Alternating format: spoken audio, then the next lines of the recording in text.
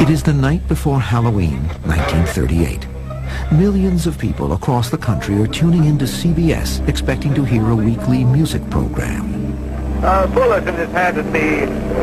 Martian cylinders are falling all over the country. It is a radio drama unlike anything that has ever been broadcast before. Today, we know this is Orson Welles and the actors of his Mercury Theater Company dramatizing War of the Worlds, a work of science fiction by H.G. Wells. But in 1938, the possibility that invaders from Mars are actually attacking the Earth is demonstration of our willingness to embrace the possibility of life on other planets.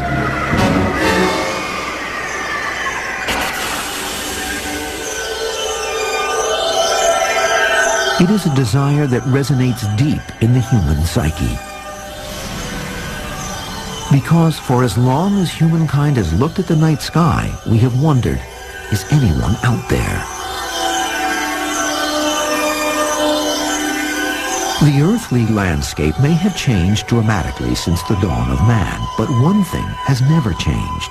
We see the same sky, the same stars as our most ancient ancestors, and from the very beginning we have tried to put a superhuman face on the cosmos. Everybody's curious about whether we're alone or not. I mean, everybody stood out late at night looking at the stars and sort of wondered, well, is there somebody up there looking back this way? In ancient Egypt, it is Ra, the sun god.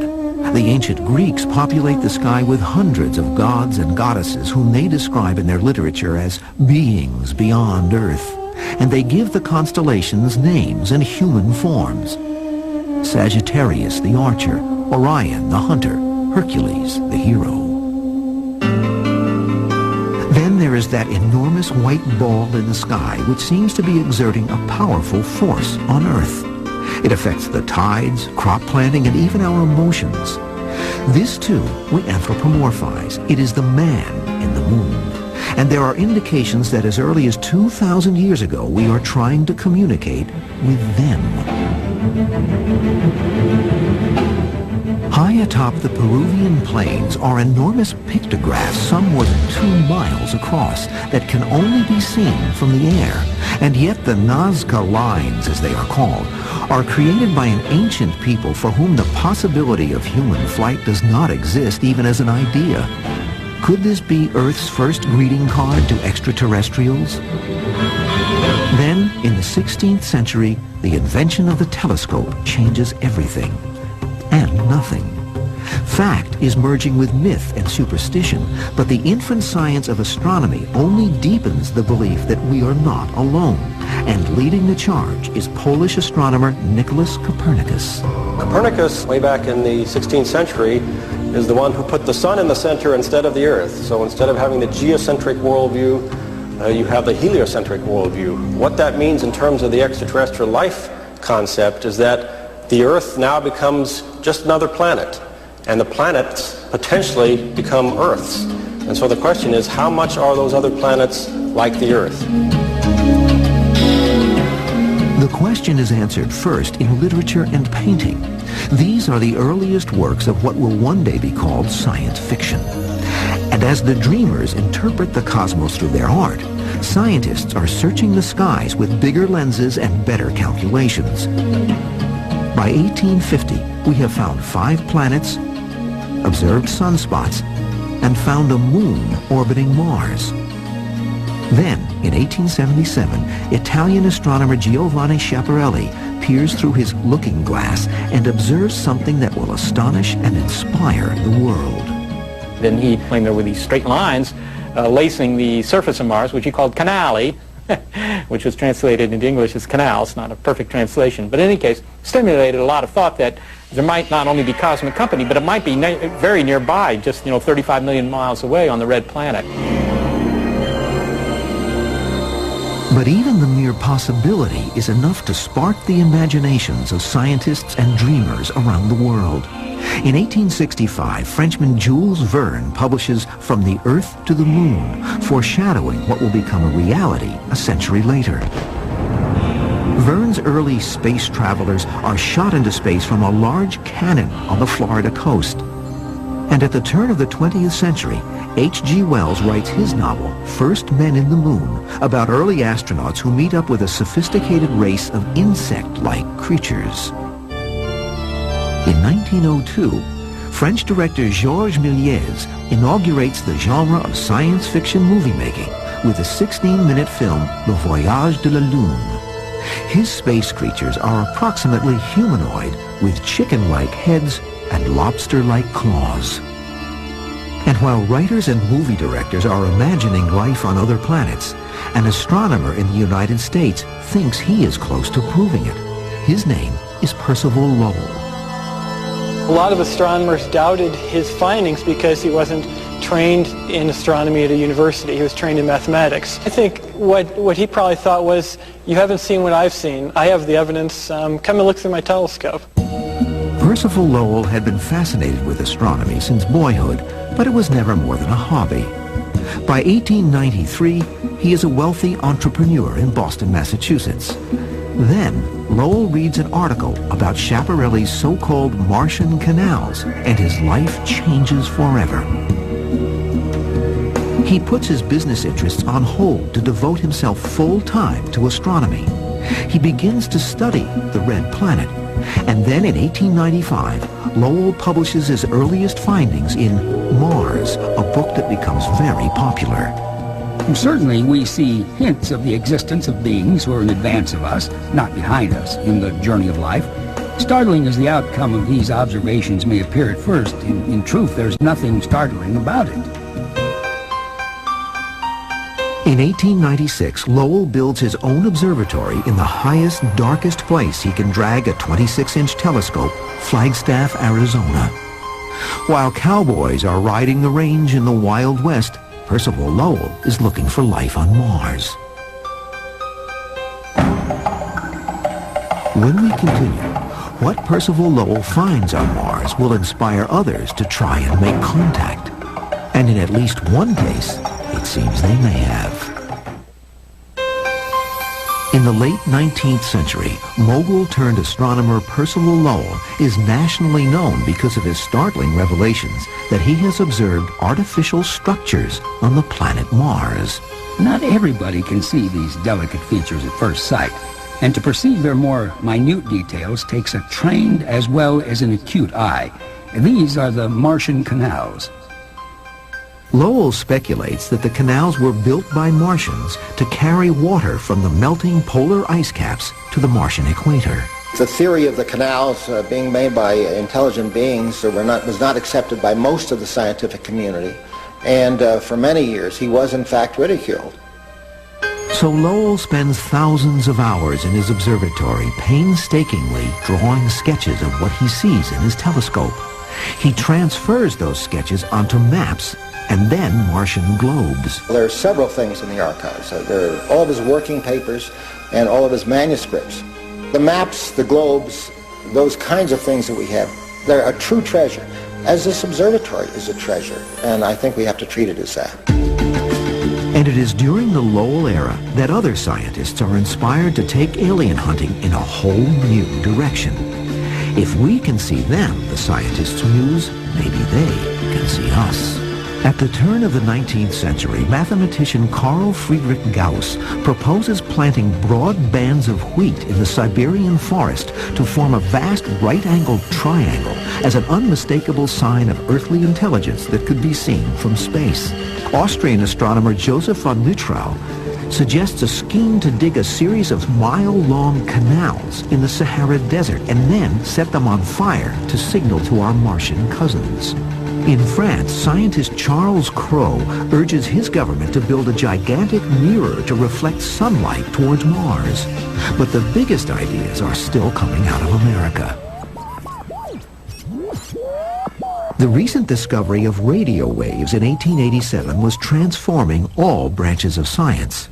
And the idea that something or someone out there could receive our messages or send one of their own meant we now had the possibility of communicating with other worlds.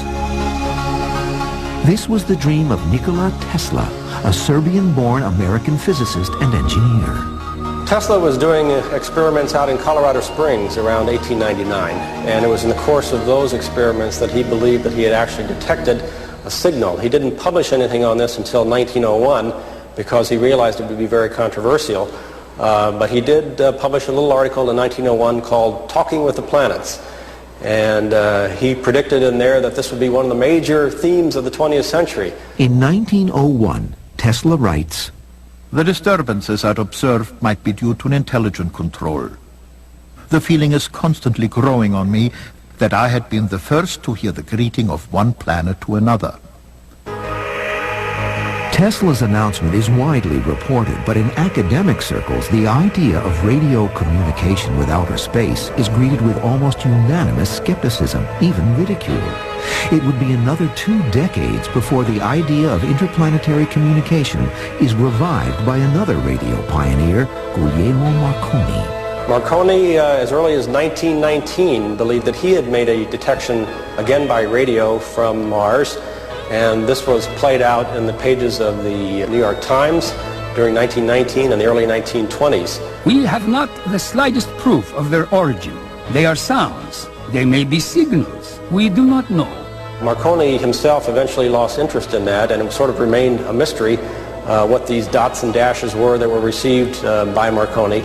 Others, carried forward with the idea that there might be something to it. One of those others is astronomer David Todd. His specialty had been solar eclipses, but in the 1920s, Todd also becomes fascinated with the possibility that Martians might be communicating with Earth via radio waves. Todd already in 1909 had the idea that you might take a balloon flight up above some of the atmosphere and use radio apparatus there to try to detect a signal from Mars. David Todd thought that by putting sensitive wireless telegraph receivers aloft and away from any obstructions in the atmosphere, signals to and from Mars would come in a whole lot better. On August 29th and 30th, 1924, Mars is at its closest point to Earth, optimal conditions for communicating with the red planet, Todd believes. He asks the U.S. military to shut down all radio transmissions in the Washington, D.C. area for a short amount of time. Amazingly, they comply. The Chief of Naval Operations sends a dispatch to the radio facilities under his command, telling them to avoid any unnecessary communications and to listen for any unusual signals. After Todd switches on his radio gear, several strange signals are in fact detected at several sites. But the most unusual phenomenon occurs because of an invention by another scientist who is with Todd. C. Francis Jenkins had invented an early version of television called the Radio Photo Message Continuous Transmission Machine. During Todd's experiment, Jenkins records what is described as a curious picturization of radio phenomenon. What came out in the picture was something that looked like a face, and Jenkins was more conservative than Todd. Jenkins said that he really believed that this was not something related to Mars, but Todd, always pressing forward sort of in a Llewellyn kind of a way, said that maybe it could be. We now have a permanent record which can be studied, and who knows until we've studied it just what the signals may have been. But the important thing is to have a record. The picturization is 30 feet long and 6 inches wide. Some see the profile of a man.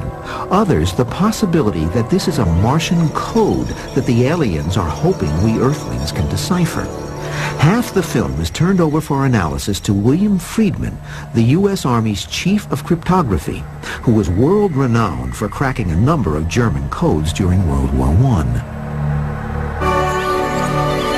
If there was a message in this signal, Friedman died without deciphering it. The film was found in his private papers following his death. The man who had solved so many code riddles apparently never stopped puzzling over this one.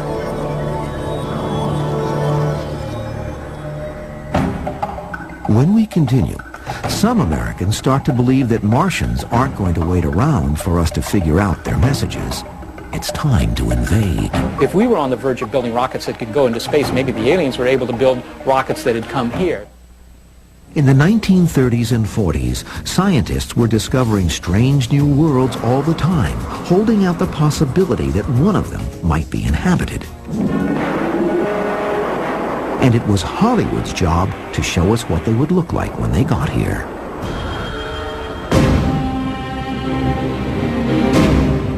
Pulp fiction had its own versions with aliens that seemed to take on the personality of the times. Then, in 1947, a U.S. Forest Service pilot named Kenneth Arnold is flying over Washington State when he sees what he describes as flying discs. A few days later, the U.S. Army appears to confirm the possibility of alien invaders with a press release. Dateline, Roswell, New Mexico. It is the birth of the UFO era, and soon thousands of sightings of UFOs are being reported to civilian and military authorities. Movies and television fan the flames of a burning enthusiasm for the idea that beings from another planet have visited Earth and continue to do so. The Cold War had set in, right? And people were afraid of things in the sky, because things in the sky could, after all, be Soviet bombers headed your way. So, you know, if we were on the verge of building rockets that could go into space, maybe the aliens were able to build rockets that had come here. So I think that there was sort of a conflation of all these sorts of factors that operated in the public mind to cause them to interpret what they were seeing in the sky as something alien and probably unfriendly. Early on, the U.S. military buys into the fervor. In 1947, the Air Force is officially and covertly investigating UFOs through its Project Blue Book. Eventually, the project will go public and then in 1969 be terminated when the Air Force concludes that there is no tangible evidence that UFOs pose a threat to national security. We've been able to explain them as hoaxes, as erroneously identified friendly aircraft, as meteorological or electronic phenomena. It does not contain any pattern of purpose or of consistency that we can relate with to any conceivable threat to the United States. But among astronomers, the possibility of communication with other worlds is alive and well, fueled not by UFO mania, but by hard science. Pioneering astronomer Edwin Hubble has proven that there are galaxies beyond the Milky Way, and that the universe is constantly expanding, opening up infinite possibilities for intelligence on other planets. In 1948, Hubble is installed at the world's largest telescope on Mount Palomar in California. Hubble believes, in his words, many of these planets must be suitable for supporting life. New questions are being asked about how we can determine scientifically the existence of intelligent life elsewhere in the galaxy. One of those questions is being raised by what is called the Fermi paradox. The Fermi paradox was first raised in about 1950 by the Italian physicist Enrico Fermi, and he simply asked the question, where are they? In other words, if there are so many intelligent civilizations out there in outer space, why do we not see them here on the Earth? And if you consider the time scales involved in the universe, you know, you have a universe 12 to 15 billion years old, that they would have populated the galaxy by now. We should have seen them by now. So perhaps some maverick astronomers begin to wonder, it's not a big eye in the sky that we need, but a big ear. It is called new astronomy, the belief that celestial objects radiate energy in many ways along the electromagnetic spectrum, not just optically. And new astronomers like Frank Drake step forward to study that theory. They are pioneers in what will become known as SETI, the U.S. government's search for extraterrestrial intelligence. I first became fascinated with discovering life in space when I was very young, perhaps 8 years old, when my parents told me that there were other planets, which was, to me, a bombshell. And it excited me to think that there might be other worlds like the Earth. And I wondered if were there creatures living on them like us? What were their histories? Surely it would be a great adventure to discover those creatures.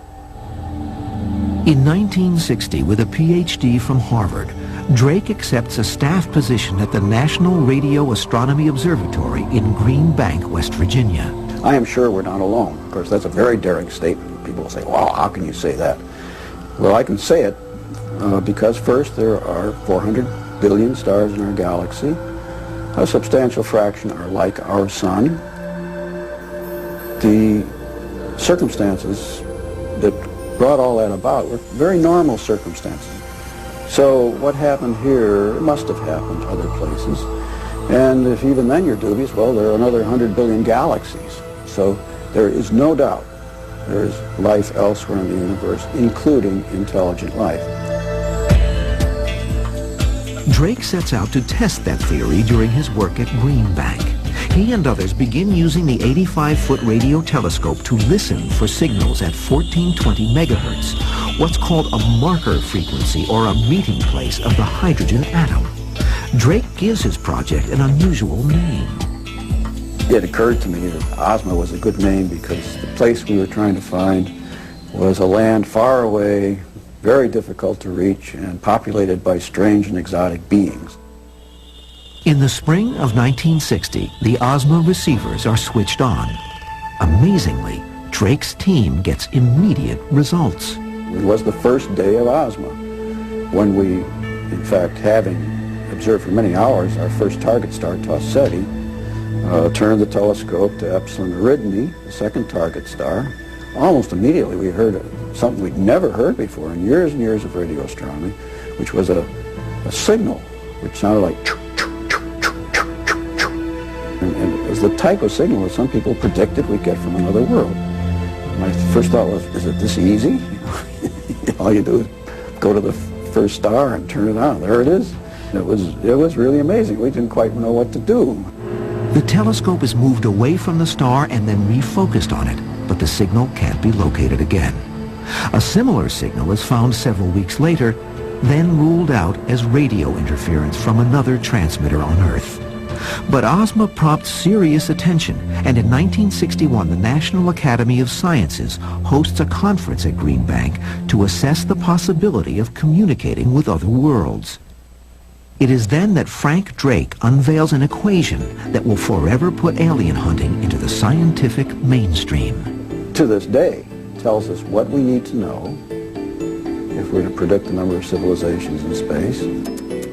The equation is a way of determining N, the number of civilizations in our galaxy that have the potential for radio communication. It is a way of quantifying how likely we are to get a message from deep space. And says Drake, the chances, mathematically speaking, are very good. The Drake equation is a bold formula that turns the staid world of astronomy on its head. It will greatly influence the work of a young astronomer, Carl Sagan. But the public is completely unaware of it. They want their alien hunters in shiny silver suits. Godspeed, John Glenn. In 1961, John Glenn becomes the first American to orbit the Earth, seeing it from an extraterrestrial point of view. It is now the space age, and for the first time in history, the public sees science catching up with science fiction. 5, 4, 3, 2, 1, 0. Ignition. Liftoff. Liftoff. The space race is on, and just like our ancient ancestors, the object of our desire is the moon. On July 21st, 1969, we make it. Go ahead, Mr. President. This is Houston out.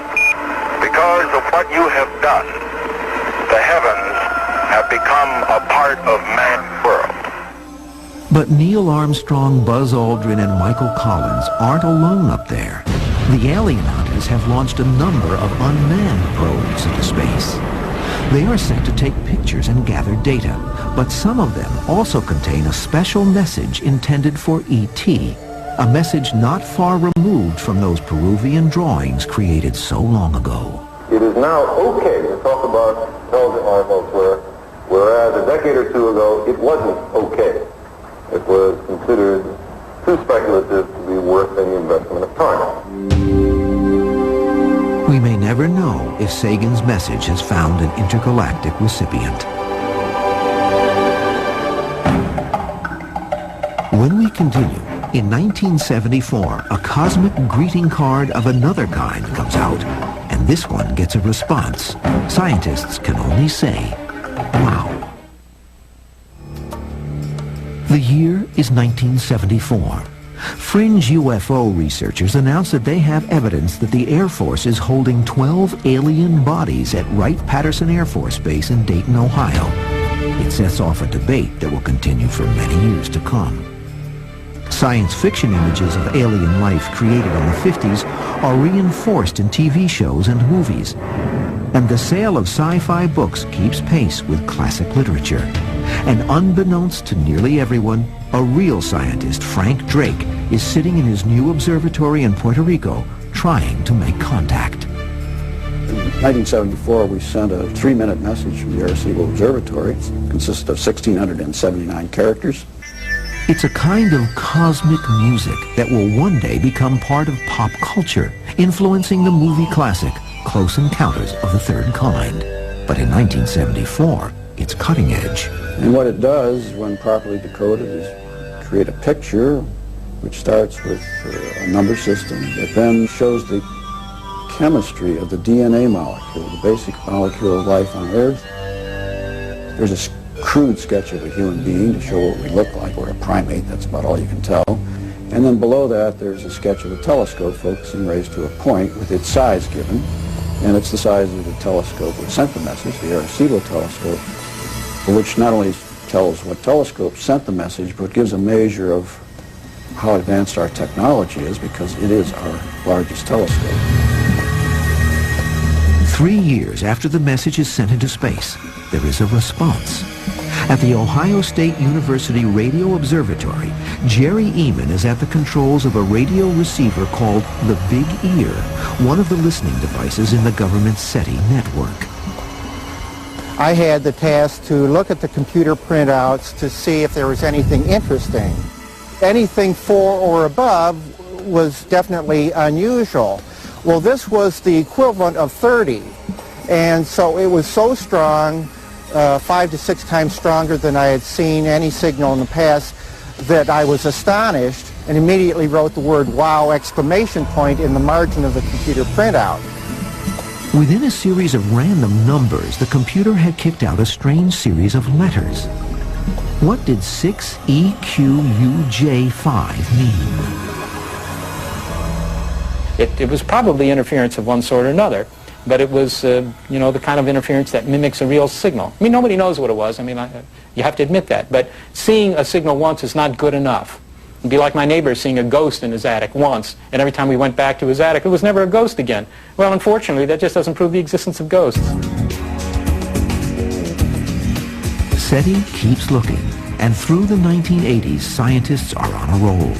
The search for extraterrestrial intelligence has gradually encouraged a worldwide web of scientific interest and support. SETI becomes a line item in the NASA budget, and its federal funding rises from just a few $100,000 in the early 1970s to over $10 million in the early 1990s. Then, on October 12, 1992, ironically the 500th anniversary of Columbus's discovery of the New World, Congress downsizes the SETI program and within a year pulls the plug. After more than 15 years and $60 million in research and development, SETI is dead. All these resources potentially wasted. It was a great embarrassment to the American Congress and in fact to our country. And indeed, in the rest of the world, people shake their heads every time they hear about it. How could the Americans, who are so sophisticated in science and technology, have done something so dumb? This was not a good thing for the government to do. I think that the American people were behind such a search and still are behind such a search, and that the amount of money that was being spent on that was for such a grave question, for such an important question, for a question that bears on our place in the universe, really was worthwhile. So SETI goes private and goes begging. In 1993, it becomes the non-profit SETI Institute in Mountain View, California. Bill Hewlett and David Packard of computer fame provide the seed money. Gordon Moore, a co-founder of Intel, and Paul Allen, a co-founder of Microsoft, each write $1 million checks. The Institute launches Project Phoenix because SETI has indeed risen from the ashes. I think the knowledge that we share the universe with other intelligent creatures will change our view profoundly, but it may not happen overnight. We're definitely trying to pursue the search for extraterrestrial intelligence the way that you would pursue any other scientific exploration, and to do it credibly. And where is science fiction? Carl Sagan uses Dr. Tartar as a model for the astronomer in his book Contact, which later inspires a movie that stars Jodie Foster. In the movie, astronomers receive and decode a signal from an extraterrestrial intelligence far beyond our galaxy. Real life may not be far behind at SETI's new listening post, Frank Drake's old stomping ground, the Arecibo Radio Telescope. The most fun part of my job is actually when I get to go to the observatory. Arecibo is a very special and unique observatory. The scale of the facility is something that's really hard to appreciate from videos or seen at a distance. You have to stand there. You have to be underneath the thing or 500 feet up in the air on top of it to understand how big and mammoth this is. And then when you're there and this piece of listening equipment is there, nothing else matters. Computers at Arecibo continuously scan millions of radio frequencies looking for that peripatetic signal emanating from deep space. Tartar was at a computer terminal there one night in 1998 with SETI astronomer Seth Shostak when they think they may have found it. We got a signal that for a while looked quite interesting. Both Joe Tartar and I, we weren't saying much, but we were paying very, very close attention to what was happening. When you pass the first layer of filtering, oh well, that's happened before. But by the time you pass the second layer of filtering, that hasn't happened very often. And you really do get intrigued. It certainly occurs to you that, well, what if this is the big one, you know? Because you're not expecting the big one at that particular moment. You'll never be expecting the big one when it happens, of course. And that gives you a certain amount of pause. You wonder, well, how am I going to react to this? I mean, what if this is it? What am I going to do next? It's a little unsettling. I don't know if I have so much the, my God, it's me feeling as a reconfirmation that it really could happen.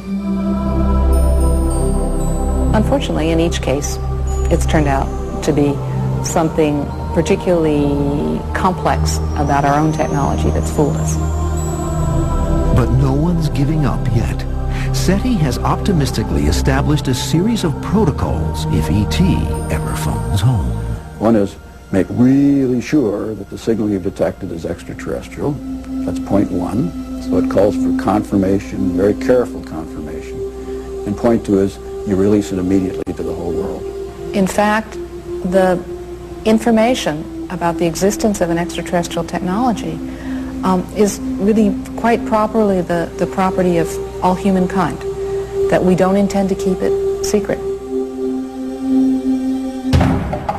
And as the search for signals from space continues into the 21st century, contact of another kind proves there is life out there, and Percival Lowell was right all along. Was Genesis a one-time event here on Earth, or is there a second Genesis out there? For centuries, astronomers have aimed their telescopes into the heavens and wondered about what was on all those faraway stars and planets. The universe is a big place. When you look at that small patch of sky and see all those galaxies, you see where we fit in the universe. But land-based telescopes have their limitations. So ever since 1964 and the first Mariner missions, we have tried to get closer to them instead of waiting for them to come to us. First stop, Mars. 1965. An Atlas rocket sends the Mariner 4 probe on a 325 million-mile, 7-month journey to Mars. Mariner 4 sends back the first close-up views of a planet other than our own. Early in its history, we see evidence that it had water, that it had a thicker atmosphere, that it was very much like the Earth. So maybe it had life as well. Mariner 4 has given just a few brief and intoxicating glimpses of Mars. The dual missions of Mariner 6 and 7 in 1969 trained their cameras on the puzzling polar areas of the planet. Those white polar caps are not water ice, they're carbon dioxide ice. The dark features are not vegetation, they're dust moving around by the wind. In 1971, when Mariner 9 settles into a geosynchronous orbit around Mars, it becomes the first American spacecraft to orbit around a planet other than Earth. Within 5 years, we are strolling on the red planet, albeit by remote control. The question of life on Mars or life on any other planets in our solar system or outside of the solar system bears very much on what our place is in the universe. If we're the only ones, the only life in the universe, it's quite a different universe than if it's filled with life. By 1976, Viking 1 and 2 transmit to Earth a series of images of the vast Martian landscape. The two probes also test the soil for signs of Martian life. I was not one of those kids that read science fiction since day one, but the science of Viking has got me interested. Spacecraft lands on Mars, looks around for life, doesn't see anything, everybody's dead, there's nothing there, but all the elements needed for life are there. I thought, well, that's kind of odd. It's sort of lights are on but nobody's home sort of message. But somehow this real proof of life beyond Earth is eclipsed by the public's desire to make science and science fiction merge once more. All eyes turn to this, a seemingly artificial structure on the surface of Mars that bears a striking resemblance to a human face. We want to believe, and for a while we do, but it's just a pile of rocks photographed at Martian sunset. Meanwhile, back on Earth, another discovery would literally rock the scientific community. In 1984, government researchers in Antarctica discover a small meteorite. It looks like a potato, and it comes from Mars. Tests on rock ALH84001 in 1995 reveal microscopic traces of organic material that might indicate the presence of a past life. In that rock, the team from Johnson Space Center thinks they found fossils. Now that discussion is still very much open. We don't know for sure if those are fossils, if they aren't. This is one of the reasons why we think life could be carried from Mars to Earth and probably vice versa. July 4th, 1997. NASA's Pathfinder mobile surveyor lands on Mars. As we get deeper and more profound in our understanding of Mars, we might be able to find evidence that there was once life there. There's two possibilities when we look at the possibility of life on Mars. One is that we'll go to Mars, we'll find fossils, we'll find life, and it will turn out to be the same as us. A more interesting scenario would be if we go to Mars, we find fossils, we find evidence of life, we find Martian biochemistry in the dead Martians, in their organic material, and we compare it to us and we realize these are truly alien. These are a different type of life. This was the second genesis of life. In the back of my mind, I always think we are too conservative. And my thought on that is that if you examine the biology of Earth, you realize one of life's prime characteristics is it's very opportunistic, very adaptable. And so we, in our conservative way, say, oh, life will only exist on planets much like the Earth. And I'll bet you anything, we're going to find worlds where there's life that disobeys one or all of those things. At what point do you throw in the towel? You know, if you've done this for another 10 or 20 years, are you going to say, okay, we give up, they're not there? And of course the answer to that is no. Just because you haven't found them doesn't mean they're not there. It has been more than 100 years since Percival Lowell theorized about life on Mars. And although it appears that the advanced civilization Lowell thought might exist was never there, he has left an unwavering legacy in popular culture and in science that lives on. Lowell was wrong in the detail, but he was right in the big question, and he was right in the planet to go after. He was right in asking the question that searching for life is the interesting thing we should do when we go looking at the stars and go into space. And he was right in supposing that Mars was the first planet that's going to give us meaningful answers. I think if Lowell's spirit is alive today, it's alive in people like me and scientists like us who are searching for life and who see Mars as being the most interesting planet other than the Earth in terms of the story of life. Just before his untimely death in 1916, Percival Lowell observed what he thought was a ninth planet far out in the solar system. He was right. In 1930, astronomers at the Lowell Observatory verified his sightings of the so-called Planet X and honored his memory by naming the newly found planet Pluto, PL, being taken from the initials of Percival Lowell. You can use his telescope, walk out the front door, and within about 10 yards is his mausoleum. And so he's, in spirit at least, still watching over the telescope and keeping an eye on us, making sure we look at things he wants to, and takes care of his telescope. It's quite well known that I am responsible for the modern world we live in. Space travel, telecommunications, medicine, theoretical physics, even interracial dating. Me, and me. But don't take my word for it. Take his. How William Shatner Changed the World. Catch an encore presentation tonight at 8, only on the History Channel. See?